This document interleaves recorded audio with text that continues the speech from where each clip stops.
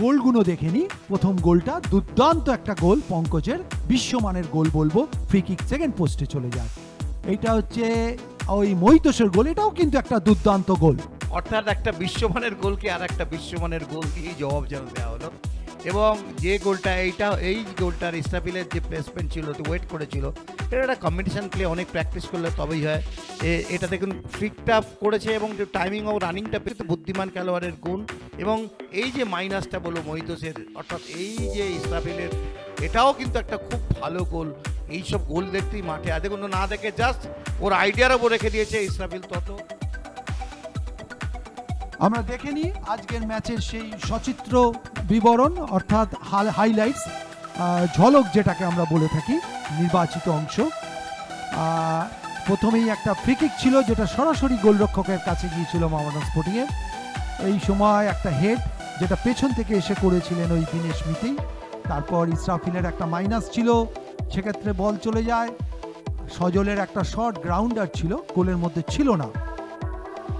এই শটটাও কিন্তু ভালো নিয়েছিল, বাউন্সটা খুব ডেঞ্জার ভাবে গেছে। সৌভিক যে ফ্রি কিকটা, যেটা গোলের বল, আমি বলছি অসাধারণ কমিটমেন্ট ছিল, খুব ভালো ইনার স্টেপ দিয়ে রেখেছে ওয়ালের উপর দিয়ে। এবং এই ধরনের গোল দেখতেই মাঠে আসে, চমৎকার গোল করে টিমকে শুধু এগিয়ে দেয়নি, সেই টিমকে এগিয়ে দিয়ে দেওয়ার সাথে সাথে পঙ্কজ কিন্তু এরিয়ানের যে এক গোলে আপটা, এটা একটা শট ছিল, ভালো শট মারার জায়গা থেকে ফার্স্ট পোস্ট, মানে এটা এয়ার টাসেল গোলকিপারের জন্য ফাউল ছিল। এইটাও কিন্তু আমি বলবো মৈনাক খুব ভালো বাঁচিয়েছে, নিজের বডি যখন নিচে নেমে গেছিলো তার পা দিয়ে বাঁচিয়েছে। এই ফ্লাইটটাও কিন্তু চমৎকার সেভ করেছে। আর এইটা একটা ফ্লাইট মিস করেছিল যেখান থেকে মোহামেডান স্পোর্টিং গোল করতে পারতো। প্রথমার্ধটা কিন্তু এইভাবেই গেছে, দেখুন গতিতে পরাস্ত করেছিল, এটাও ভালো একটা ট্যাকেল শুভমের।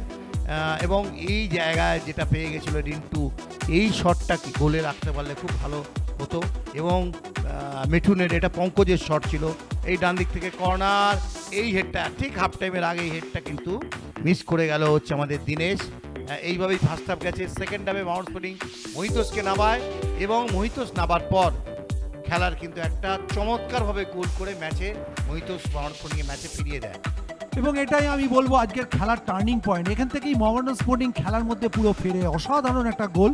এবং তারপর তারা আরও 3টে গোল করেছিল। এখানে মইনা কোনো রকমের পরিস্থিতি সামাল দেয়, কর্নার থাকে জোসেফের, লোয়ার ট্র্যাজেক্টরি কর্নার, এবং একদম পেছন থেকে এসে ইসরাফিল গোল করে। এবং এটা তো দুর্দান্ত ফিনিশ আমি বলবো। গোলটাকেও চেনে ভালো এবং গোলটাকে ফলো করেছেন, আমরা যাকে বলে থাকি গোলের গন্ধে বক্সে ঘোরা, সেটা কিন্তু ছিল। এইটা কিমা বলটা গোলরক্ষক মৈনাকের হাতে লাগে, ডিফ্লেক্ট হয়ে যায় এবং তারপর একটা দূরপাল্লার শট, সেটা সরাসরি মৈনাক, এইটা কিমা গায়ে মারলো, কিন্তু এটা যদি মাইনাসটা আর একটু রাখতে পারতো, সতীর্থ পেতে পারতো জোসেফ। সেখান থেকে একটা সুযোগ ছিল মোহামেডান স্পোর্টিংয়ের কাছে, সেখান থেকে গোল আসেনি। তারপর এই বলটা কিন্তু ভালো ছিল, ফ্লাইটটা আরেকটু যদি ভেতর দিকে থাকতো বিপদ তৈরি হয়ে যেতে পারতো।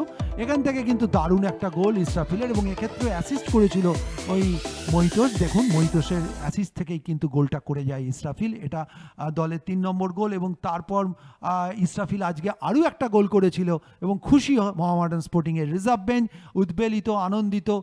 হাকিমও আজকে যেন খানিকটা হাঁপ ছেড়ে বাঁচলেন। এবং এই গোলটা ইসরাফিলের হ্যাটট্রিক, 4 নম্বর গোল। মোহামেডান স্পোর্টিং 4-1 গোলে জিতে আজকে 3টে মূল্যবান পয়েন্ট ঘরে তুললো সুপার 6-এ যাওয়ার ক্ষেত্রে, যেটা কিন্তু একটা অন্যতম দিক হবে। ইসরাফিল দেওয়ান আজকে 3টে গোল করে man of the match. Extra time.